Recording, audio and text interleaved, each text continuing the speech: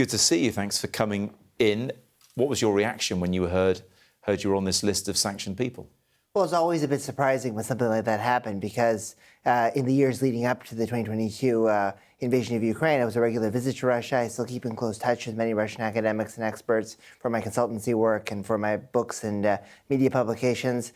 But also it was not wholly surprising given the fact that there's been such a severe crackdown on free speech inside Russia, as well as insulation of all Western and outside influences. They're just accusing WhatsApp and Telegram of promoting fraud and terrorism, and now this is a country that's criminalizing inappropriate internet searches. Yeah. So to ban a critic is not so surprising. Do you see it as a badge of honor, or is there an element of concern that they are taking a look at you and others?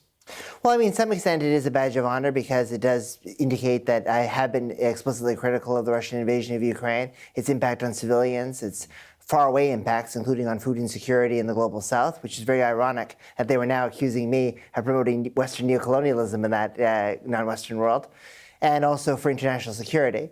But on the other hand, it is quite sobering and quite disappointing because I think that dialogue and maintaining connections between academics, institutions, and also at a person-to-person level was important for regulating deconfliction during the end of the Cold War and its immediate aftermath. It would be essential if we are to have a lasting peace now. We have seen Russia in recent years operate within the UK, certainly against the kind of voices it doesn't like. Do you think about that kind of thing? Do you think about security, given that your name is now on this list amongst others? Well, I mean, I think it's important to distinguish between a stop list, which bans you from traveling to Russia, from other kinds of lists that tie you explicitly to criminal charges, like espionage or sedition or from fomenting terrorism and extremism. Those two things are not the same. But definitely, given the fact that we've seen the Salisbury poisonings and the Litvinenko assassination, and the fact that Russia is engaging in many dangerous hybrid tactics all across the European continent. I just came back from Vilnius, and over there, they were basically burning up an IKEA, and they were carrying out arson attacks next door in Poland. So obviously, you have to be some degree worried, but with caveats, and you can't live your life in total paranoia. You mentioned, Samuel, you've been there before. Had you hoped to go back to Russia at some point to do your work effectively? Well, I mean, I think as long as this war was going on and we're in such a bad state of relations, as well as probably with President Putin and his coterie in power, it was basically impossible. So I kind of written it off, unfortunately, as something. But I definitely hope that in a different scenario, it would be possible to go, and maybe it could still be if there is some kind of movement towards liberal reform and change. I just wrote an article for The Telegraph yesterday, and I quoted the dissident Kara-Murza, who was talking to his FSB escort. His FSB escort says, "You'll never see the motherland again." He says, "I'm a historian. I remember what Russian history is like, and I'll be back sooner than you think." Yes. And regimes like Putin's can sometimes fall suddenly. Changes can happen radically, and you never know what could happen. Just look at Syria. Yeah, well, just look at the USSR itself. Within living memory, of course, for many of us. You may look at the rest of the list and think, I'm in pretty good company here. Matthew Syed is on there and John Sweeney and others.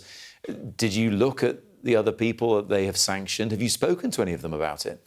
Yeah, well, I haven't spoken to anybody from that list today, but I definitely know a lot of those people personally. Tom Keating, who's my colleague from RUSI. He does financial crime related stuff. He's been really a key advocate for smarter sanctions. Ironically, the very kind of sanctions that Britain just imposed on intermediaries in places like Kyrgyzstan that the Russians now provoked and responded to us. John Sweeney's an old colleague of mine. I know him from speeches and from different events. So, yeah, it's a very good list to be part of. And the broader list of people from the United States, Canada, and Europe are many of the leading and most knowledgeable voices.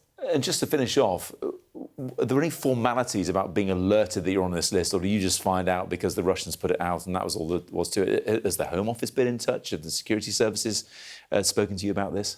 Well, it was actually funny. So I was touching down for my flight from Copenhagen to London, and it was your producer, Maddie, who gave me a call and basically says, "Hey, come on Sky News and you didn't know. In 20 minutes." And I was just on a plane. I just didn't know. And I checked it and I said, "Wow, I'm on a Kremlin list." So, yeah, there was no real outreaches from anybody, but it was just funny that your team tipped me off, and I'm happy to be able to explain it on your show.